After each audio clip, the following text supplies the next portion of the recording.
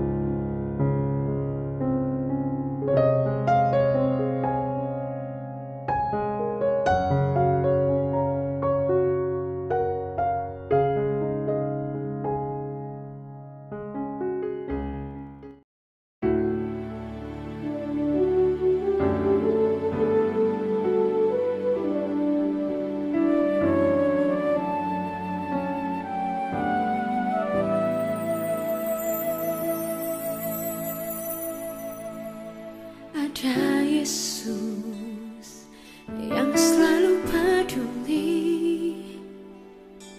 Ada Yesus yang selalu mengerti.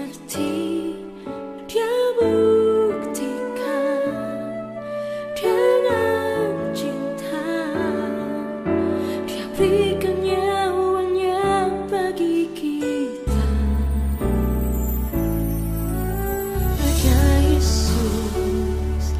Yang selalu peduli.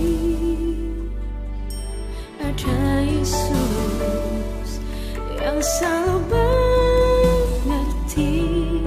Dia buktikan dengan cinta. Dia berikan nyawanya bagi kita. Oh Yesus mati bagiku,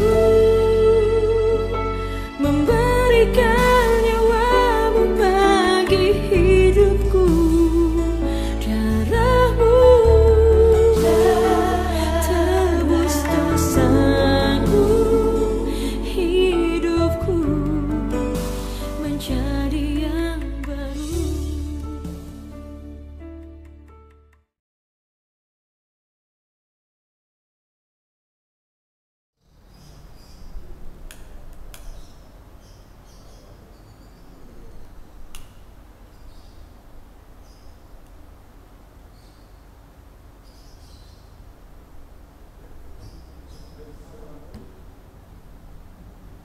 Pujilah Tuhan, hai jiwaku.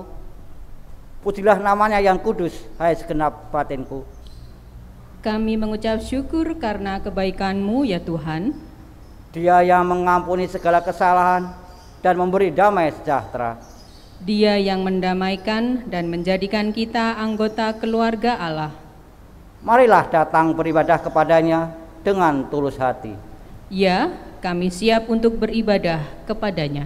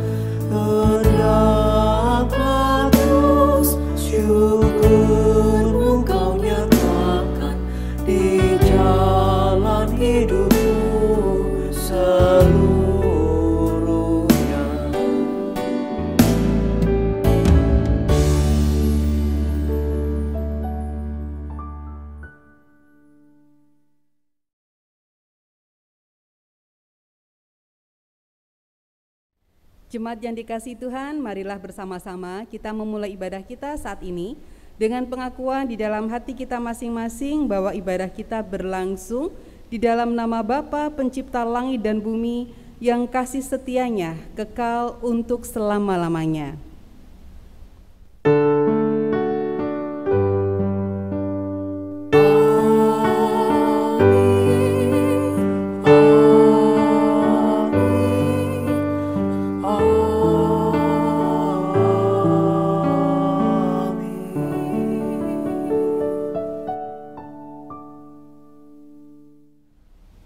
Damai sejahtera Tuhan Yesus Kristus menyertai saudara. Dan menyertai saudara juga.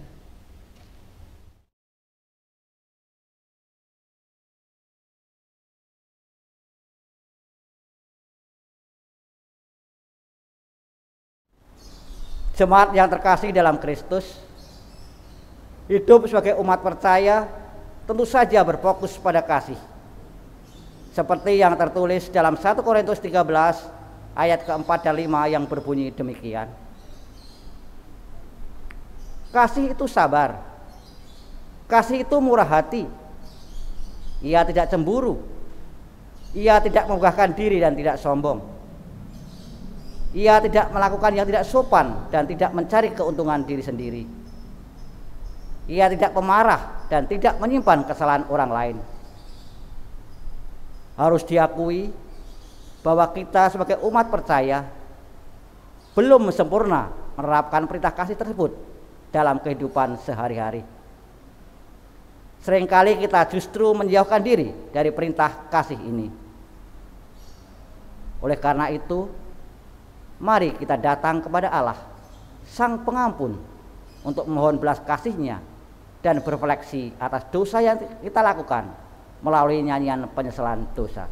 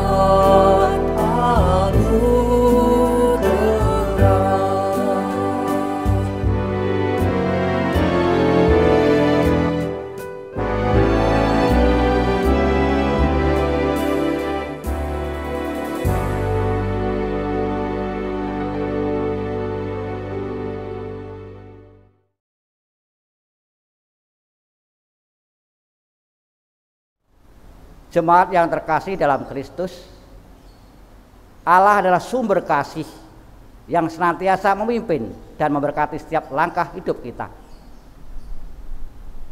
Untuk meneguhkan keyakinan, marilah kita terima berita anugerah yang terambil dari surat 1 Yohanes 4 ayat ke-16 yang berbunyi demikian. Kita telah mengenal dan telah percaya akan kasih Allah kepada kita. Allah adalah kasih, dan barang siapa tetap berada di dalam kasih, ia tetap berada di dalam Allah, dan Allah di dalam dia. Demikian berita anugerah dari Tuhan. Syukur kepada Allah.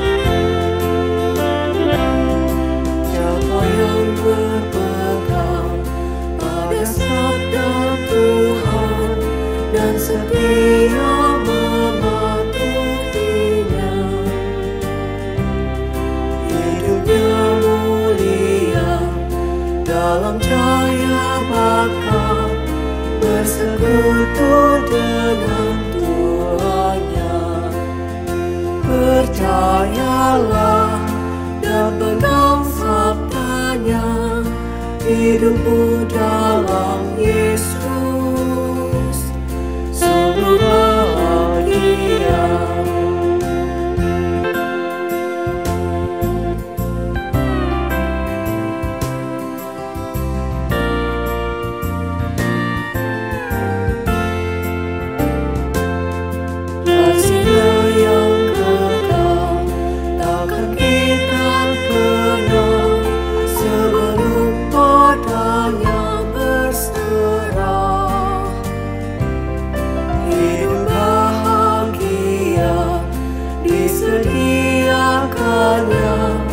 Bagi yang berpegang padanya, percayalah dan pegang sabdanya, hidupmu dalam Yesus sungguh bahagia.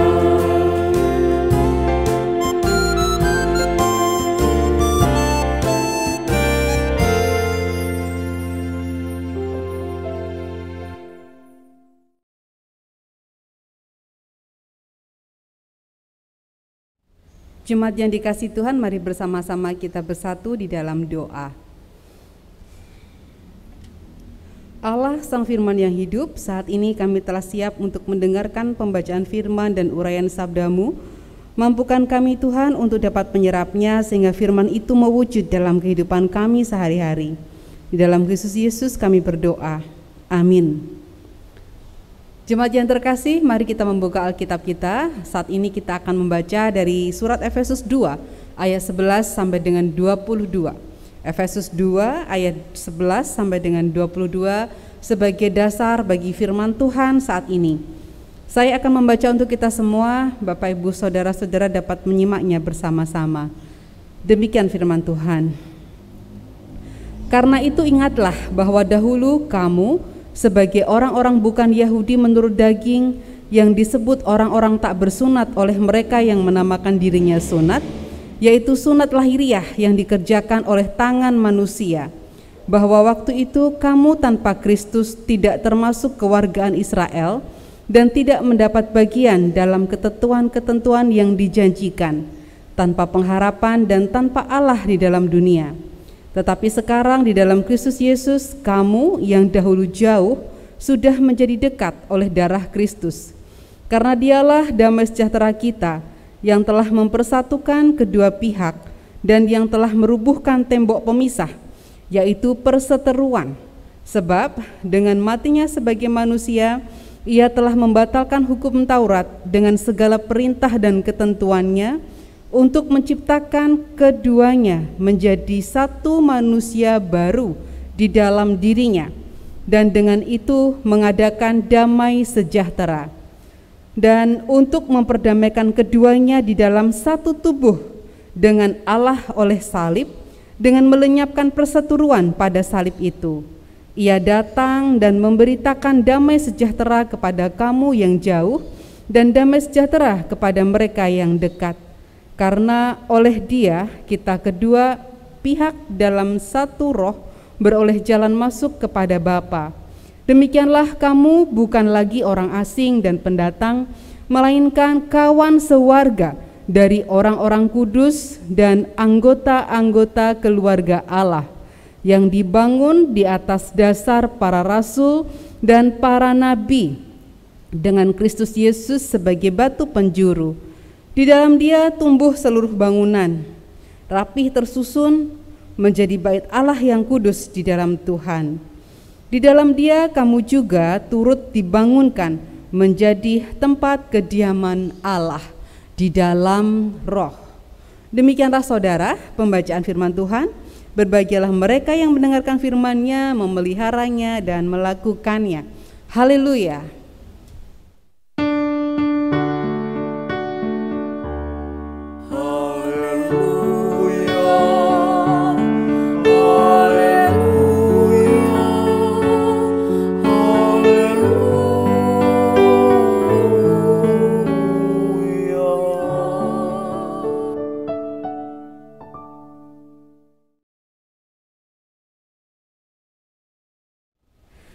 Jemaat yang terkasih, ada sebuah kisah tentang dua bersaudara yang selalu bersih tegang. Mereka tinggal di lahan yang diwarisi dari orang tua mereka.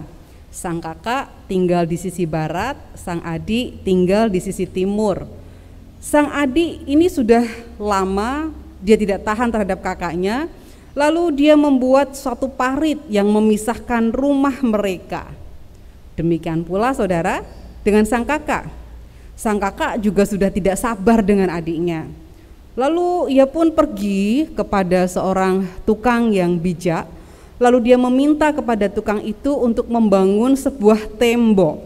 Tujuannya agar dia tidak bisa lagi melihat adiknya dalam kehidupan sehari-hari. Karena dia pikir kalau dia melihat adiknya itu rasa jengkelnya itu tumbuh, lalu dia menjadi semakin jengkel dengan adiknya itu. Jadi dia berpikir dengan tembok itu maka dia tidak akan bisa melihat adiknya lagi. Ia berpikir dengan demikian hidupnya akan menjadi lebih tenang. Lalu saudara, Pak tukang itu pun betul dia mulai bekerja, ia sibuk membangun sesuatu. Namun bukan tembok yang ia bangun. Pak tukang itu membangun sebuah jembatan. Ia tidak membangun tembok tetapi membangun sebuah jembatan. Nah, jembatan itulah saudara-saudara yang kemudian perlahan-lahan menjadikan kakak dan adik itu bertemu kembali, lalu tercipta kembali relasi antara kakak dan adik yang semula bersih tegang. Dengan adanya jembatan itu, mau tidak mau mereka berdua kemudian saling berkomunikasi. Saudara yang terkasih, ini adalah sebuah ilustrasi yang menggambarkan bahwa seringkali kita memiliki keinginan untuk hidup dengan damai. Wah, saya ingin hidup damai, saya ingin hidup dengan tenang. Namun saudara-saudara, ketika kita ingin hidup dengan damai, justru temboklah yang kita bangun. Tembok itu bisa jadi prasangka kita terhadap orang lain. Tembok itu bisa jadi keengganan kita untuk berubah, keengganan kita untuk memulai sesuatu yang baik. Jadi secara tidak sadar kita membangun tembok di antara kita dan orang lain, sehingga saudara-saudara tidak sinkron. Kita ingin tenang, kita ingin hidup dengan damai, tapi di lain sisi justru temboklah yang kita bangun dan tembok itu semakin memisahkan kita dengan orang lain. Saudara-saudara, apa yang menjadi tema kita saat ini adalah benar sekali. Tema kita adalah Yesus Kristus damai sejahtera. Yesus adalah sumber damai sejahtera, betul. Dan kalau kita ingin hidup dengan damai, kita datang kepada Yesus, itu betul sekali. Tapi saudara-saudara, tema ini tidak seperti mantra ya. Kalau mantra, kita hidup susah, kita hidup galau, kita punya relasi yang buruk di dalam keluarga, atau relasi buruk antara saudara pelayanan, atau dengan tetangga, dengan siapapun, lalu kita berdoa. kita mengucapkan seperti mantra, dalam nama Yesus damai sejahtera, lalu betul damai sejahtera. Nah, tidak seperti itu saudara-saudara. Ternyata ungkapan Yesus Kristus damai sejahtera ini tidak akan terwujud dengan benar, dengan sungguh-sungguh kalau kita saudara-saudara tidak menempatkan Yesus pada tempatnya, yaitu sebagai sumber damai sejahtera itu. Yesus tidak akan benar-benar menjadi sumber damai sejahtera jika kita sendiri saudara-saudara juga tidak mau berubah. Yesus bisa menjadi sumber damai sejahtera, tapi tidak akan benar-benar bisa menjadi sumber damai sejahtera ketika kita sendiri tidak mau berubah. Ketika kita sendiri justru membangun tembok dengan orang lain ketimbang membangun jembatan dengan orang lain. Saudara-saudara yang terkasih, surat yang menjadi dasar firman Tuhan hari ini ditujukan kepada suatu jemaat yang juga sedang mengalami suatu relasi yang kurang baik ya. Jemaat yang menjadi tujuan surat Efesus ini itu terkotak ke dalam dua kubu. Kubu jemaat Yahudi dan kubu jemaat yang bukan Yahudi. Mereka yang Yahudi saudara-saudara beranggapan bahwa menjadi Kristen itu berarti menerapkan cara hidup berdasarkan tradisi Yahudi. Nah, hal ini didasarkan pada pemahaman mereka, kebanggaan mereka bahwa mereka mendapatkan privilege sebagai keturunan Abraham. Mereka bangga sebagai bangsa yang terpilih. Lalu mereka merasa bahwa mereka menjadi satu bangsa yang terhormat, bangsa yang mendapatkan satu keistimewaan untuk mendapatkan keselamatan dari Allah. Mereka merasa bahwa mereka adalah kaum elit secara rohani yang terhormat, sehingga saudara-saudara pandangan mereka ini menjadikan mereka menjadi satu kelompok yang cukup superioritas. Mereka beranggapan bahwa kalau kamu mau jadi Kristen, kamu harus masuk menjadi seorang Yahudi. Seorang Kristen harus diyahudikan terlebih dahulu. Itu menurut mereka, menurut satu kubu orang Kristen Yahudi. Nah, sementara saudara-saudara, sebaliknya mereka yang bukan Yahudi, ya, mereka yang orang Kristen bukan Yahudi lalu mengikut Kristus, ada di dalam jemaat itu, mereka merasa kecil hati, mereka merasa tidak layak, karena mereka merasa saya bukan bagian dari orang Yahudi, saya bukan bagian dari keturunan Abraham. Di satu sisi, yang kelompok yang lain merasa begitu bangga dengan kesukuannya sebagai bangsa Israel, bangsa Yahudi, sementara yang satunya merasa saya tidak layak, saya bukan bangsa, bagian bangsa dari sebuah bangsa yang dipilih. Nah, saudara-saudara yang dikasihi oleh Tuhan Yesus Kristus, jemaat yang menjadi surat Efesus ini telah terjangkit dua virus ya. Virus yang mengganggu kesatuan jemaat. Orang Kristen Yahudi terjangkit virus superioritas, merasa paling benar, merasa paling super, merasa paling baik. Sedangkan orang Kristen bukan Yahudi terjangkit virus minder. Kalau boleh saya sebut minderitas gitu ya, merasa kecil, merasa rendah, merasa tidak layak, dan mentalitas itu ada pada mereka. Oleh karena itu saudara-saudara, penulis Efesus menegaskan kepada jemaat di Efesus, dia menegaskan melalui suratnya bahwa Yesus, di dalam Yesus tidak ada sebutan lagi Yahudi atau bukan Yahudi. Dia menyatakan bahwa Yesus telah mendamaikan semuanya. Yesus telah menjadi jembatan bagi perseteruan di antara jemaat. Di dalam Yesus tidak ada yang boleh merasa superior atas yang lain atau merasa rendah diri. Sebab di dalam Yesus Kristus orang percaya mendapatkan identitas baru, yaitu sebagai manusia baru. Jadi setiap orang yang percaya kepada Yesus Kristus, dia menyandang satu identitas yang baru. Di dalam dirinya tidak lagi berlaku orang Yahudi, orang Yunani, tidak lagi berlaku dia seorang yang merdeka, dia seorang budak. Dalam konteks kita sekarang tidak lagi berlaku asal kita dari mana, Gunung Kidul atau Wonosari atau Jogja atau Jakarta, tidak. Tetapi di dalam Kristus Yesus dikatakan kita menyandang satu identitas yang sama, yaitu sebagai manusia baru. Dan itu adalah, identitas itulah yang mempersatukan semua orang yang percaya kepada Tuhan Yesus Kristus. Saudara-saudara yang terkasih, kesatuan yang disampaikan oleh penulis Efesus ini adalah kesatuan dalam lingkup hidup sebagai jemaat Tuhan. Memang saudara-saudara sangat dimungkinkan bahwa di dalam gereja bisa saja terjadi perpecahan. Karena gereja itu kan isinya juga manusia-manusia ya. Dan manusia-manusia itu penuh dengan kerapuhan, penuh dengan keterbatasan. Sehingga manusia juga dimungkinkan untuk melakukan satu kesalahan atau dosa, termasuk adanya perpecahan. Itu sangat mungkin.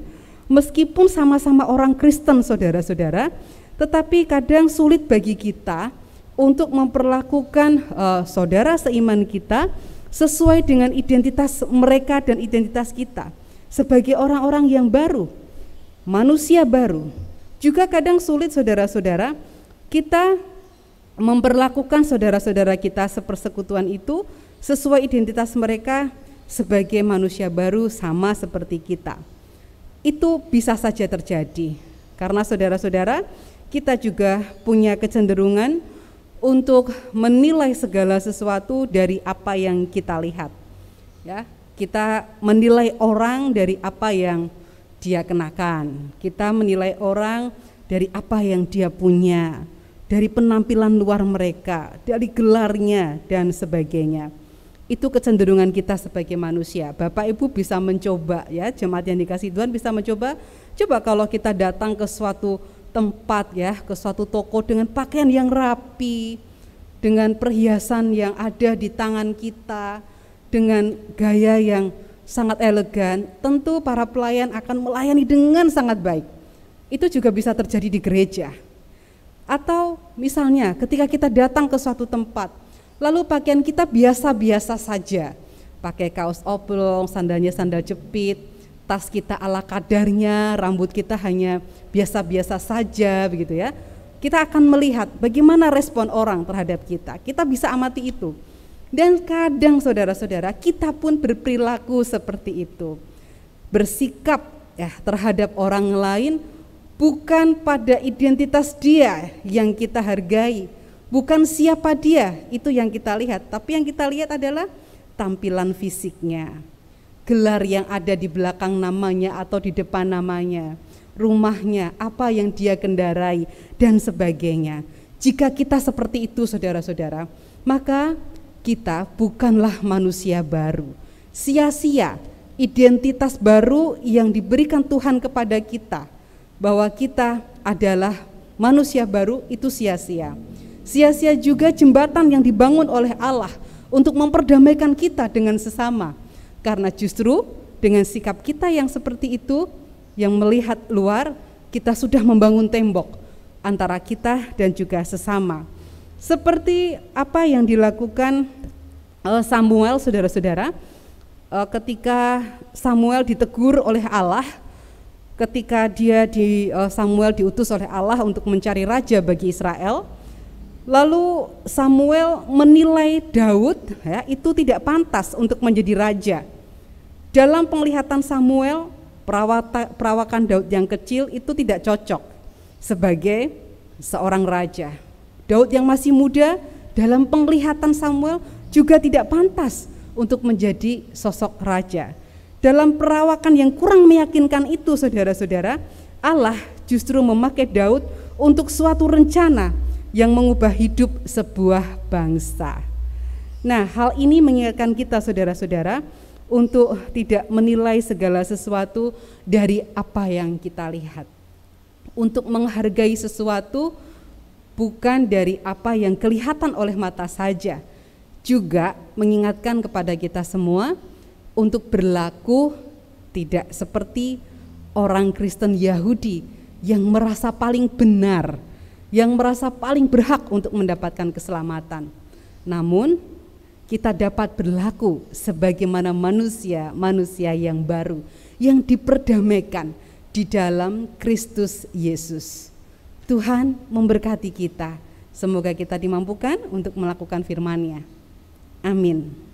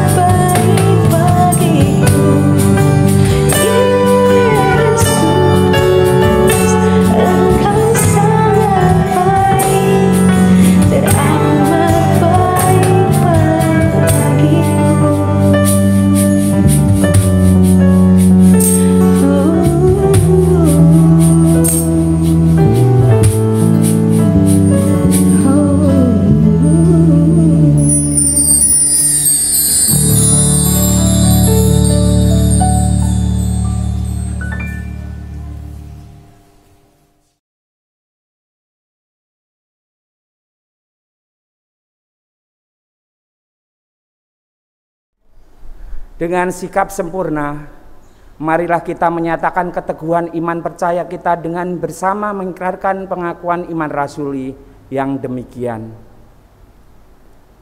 Aku percaya kepada Allah Bapa yang Maha Kuasa, Khalik langit dan bumi, dan kepada Yesus Kristus, anak yang tunggal Tuhan kita, yang dikandung daripada Roh Kudus, lahir dari anak darah Maria, yang menderita di bawah pemerintahan Pontius Pilatus, disalibkan, mati dan dikuburkan, turun ke dalam kerajaan maut. Pada hari yang ketiga, bangkit pula dari antara orang mati, naik ke surga, duduk di sebelah kanan Allah, Bapa yang Maha Kuasa, dan akan datang dari sana untuk menghakimi orang yang hidup dan yang mati. Aku percaya kepada Roh Kudus, gereja yang kudus dan am, persekutuan orang kudus, pengampunan dosa, kebangkitan daging, dan hidup yang kekal.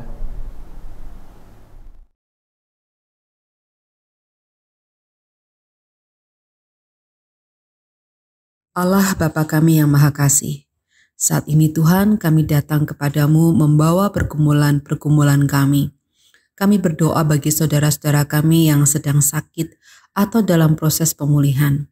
Kami berdoa bagi Bapak Setio Murbono, Ibu Sukardi, Bapak dan Ibu Rumadi, Bapak Sumarto, Ibu Sudarni Desungkono, Ibu Suradi, Saudara Averel, Ibu Kristina Winarni, Bapak Untarto, Bapak Yonatan Ngatio, Ibu Suhardi, Bapak dan Ibu Mulyadi, Ibu Ismiati, Ibu Y. Sudarjo, Bapak dan Ibu Marjio, Saudari Kristina Utami, Bapak Priyanto, Bapak Yesu Udi Supit, Ibu Sri Winarni, Bapak Ugio, Bapak Paino, Ibu Sih Mariani Soekarno, Bapak Krisno Susilo, Bapak Dede Haryanto, Ibu Yuniarti, Bapak Wasono, Bapak Hari Wahyono, Bapak Mino KS, Bapak Sarjono, Ibu Sri Sukarni, Bapak dan Ibu Weda S. Atmaja, Saudara Andrew Fabian Atmaja, Bapak Satrio Adi Nugroho, Bapak Krisnaldito P. Mahardika,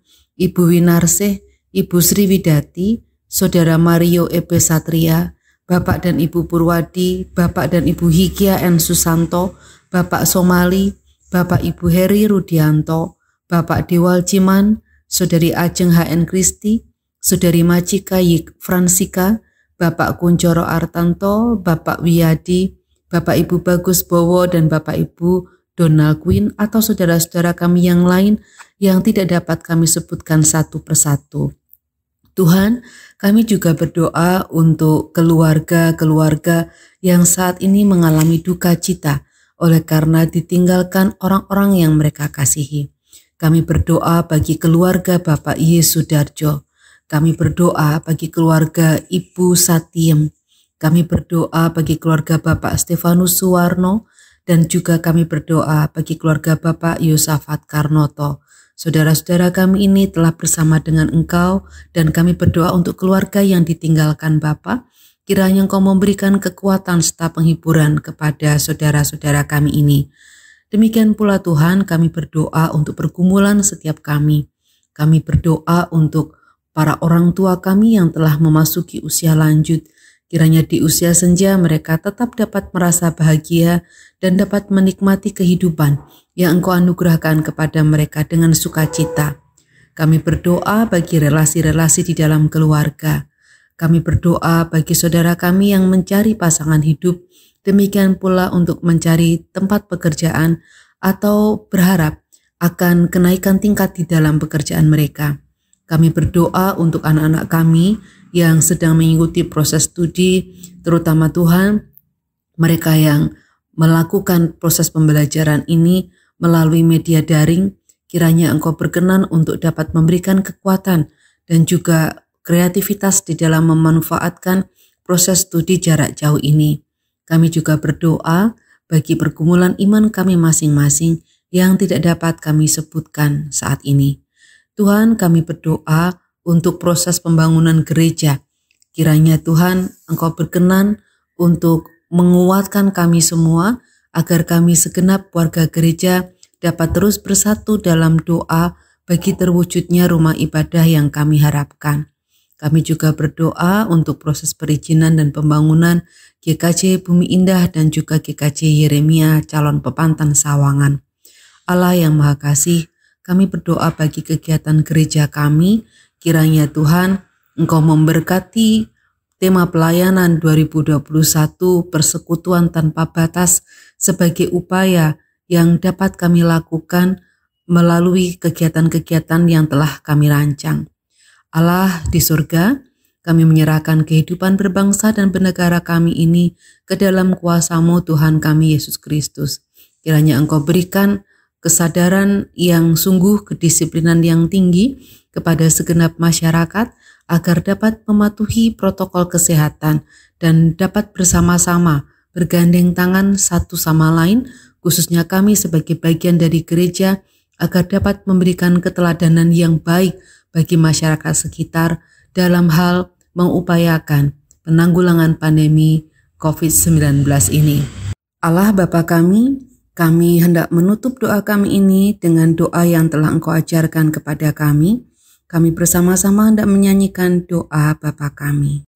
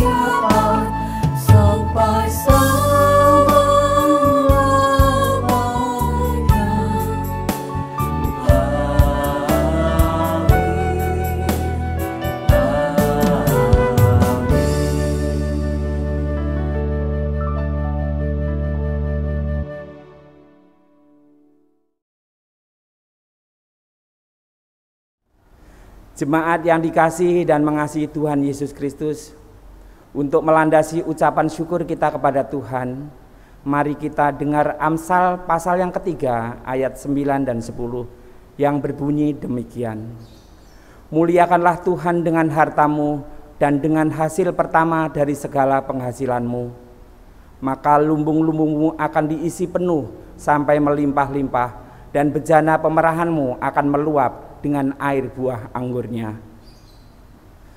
Persembahan yang telah terkumpul dapat diserahkan ke majelis wilayah atau dapat juga ditransfer ke rekening Bank BNI Cabang Bumi Serpong Damai dengan nomor rekening 07409164229 atas nama Gereja Kristen Jawa Kanaan.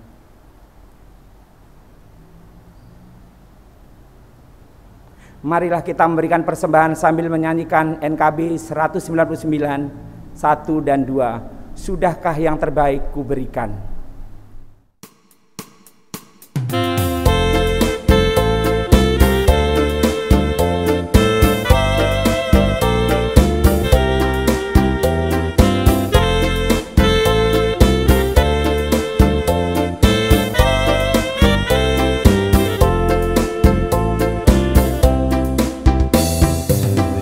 Yang terbaik ku berikan kepada Yesus Tuhanku.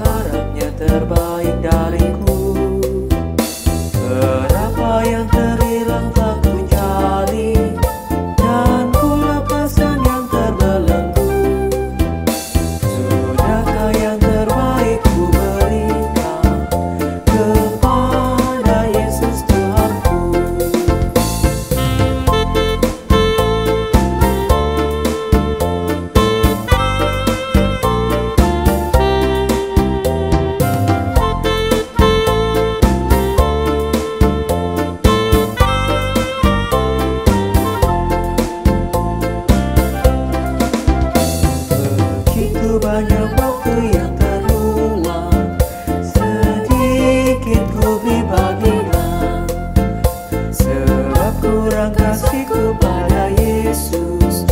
Mungkinkah hancur pula hatinya? Berapa yang terhilang tak ku cari, dan ku lepaskan yang terbelenggu. Sudahkah yang terbaik ku berikan kepada Yesus Tuhanku?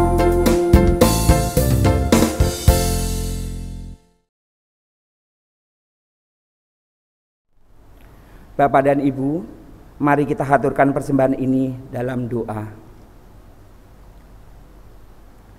Maha besar Tuhan Allah kami yang bertahta di surga, dengan segala puji dan syukur kami naikkan kebesaran-Mu ya Tuhan, atas pemeliharaan dan berkat yang kami terima di setiap hari. Saat ini kami menghaturkan persembahan yang berasal dari-Mu ya Tuhan, baik persembahan mingguan, bulanan, ucapan syukur, IKK dan persembahan lainnya. Berkati persembahan ini agar berguna bagi kemuliaan nama-Mu saja. Dan bagi yang mengelola persembahan ini, agar Engkau memberikan kebijaksanaan, agar bermanfaat untuk gereja Kristen Jawa Kanaan saat ini. Inilah doa syukur kami. Dalam nama Tuhan Yesus kami telah mengucap syukur. Amin.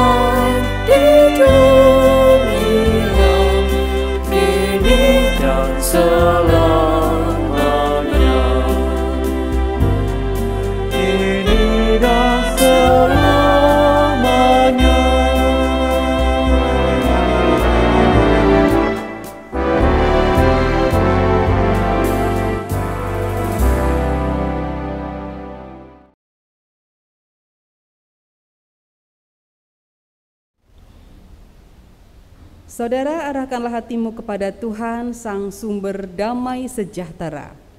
Kami mengarahkan hati kami kepada Tuhan. Layanilah satu dengan yang lain dan jadilah pembawa damai sejahtera Tuhan bagi sesama. Kami siap melayani dan menjadi pembawa damai bagi sesama. Terpujilah Tuhan, kini dan selamanya. Saudara, kini terimalah berkat dari Tuhan. Tuhan sumber segala berkat dan kekuatan akan memperlengkapi dan meneguhkan saudara dalam mengarungi hidup di dunia ini dengan kekuatan dan kuasa kasih-Nya. Dalam nama Bapa, Putra, dan Roh Kudus. Amin.